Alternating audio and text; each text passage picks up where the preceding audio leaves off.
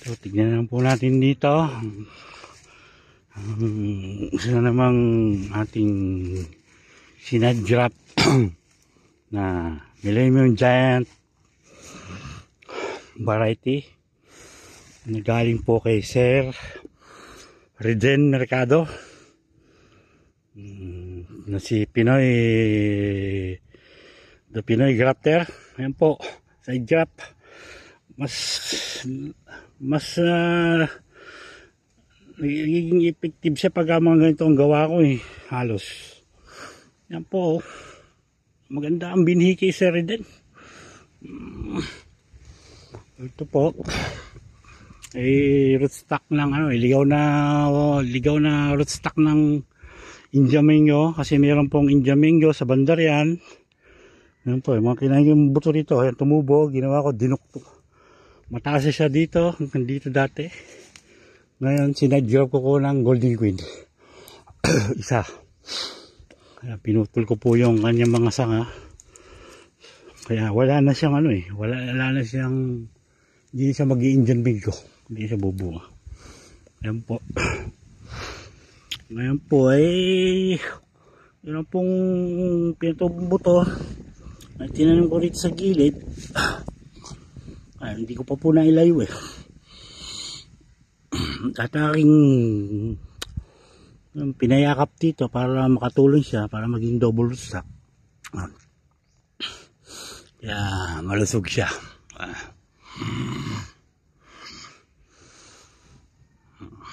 Salamat again kay Sir Reden. Ito pa po isa.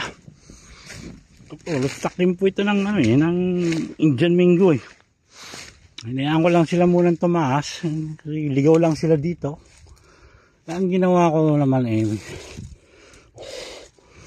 side drop ako ng Golden Queen. At ito po, bali side drop din po ito. Dalawa yan Itong isang side drop, marami ko nag-isang ito po. Ayan side drop lang din po yan. Ngayon, yung isang sayon na galing kay Sir Reden na Millennium Giant, nakita ko yung result sa kanya sa mga vlog niya Sinide drop ko.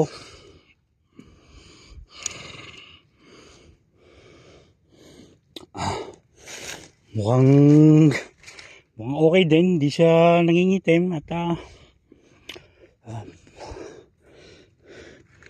natin buksan kapag talagang mata natin na may yung buds niya rito sa dulo hindi naman tayo bibigyan ni Sir Reden ng hindi active na sayon so far wala pa naman tayo nakitang bulok na sayon sa avocado at sa mangga. May isang side drop na Millennium Giant, lumalaban pa rin. Ito po. Bago long, ito po.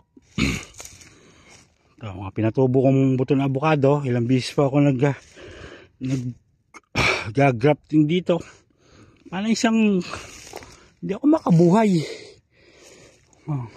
Tumaba na siya. Madami kong panay failed. Panay siya nagpe-failed. Ngayon, ito. Kinuha natin kay Sir Reden.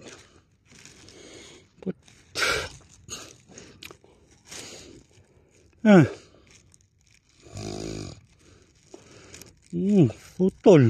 Nalaglag. Sus, Ginoo. Laglag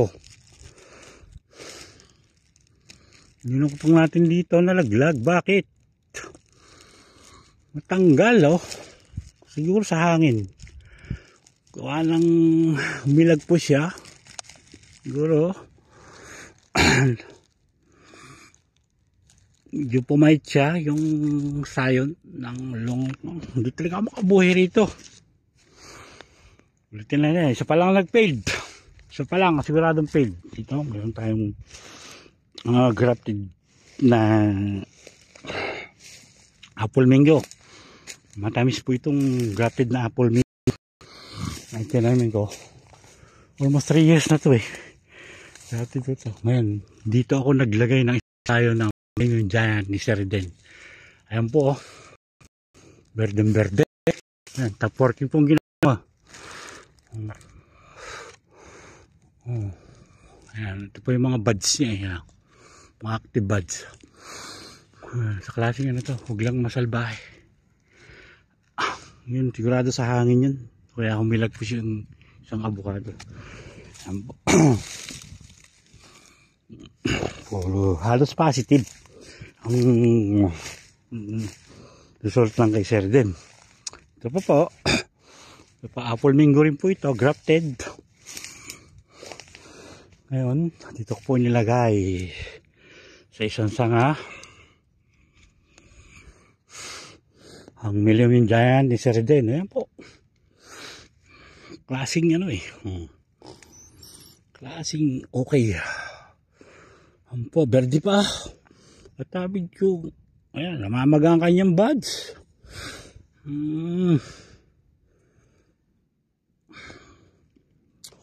Okay to. Okay. Panibago. Salamat Sheridan. Puro malalakas ang similya nang galing kay Sheridan. Talagang healthy ang kanyang mga hayon.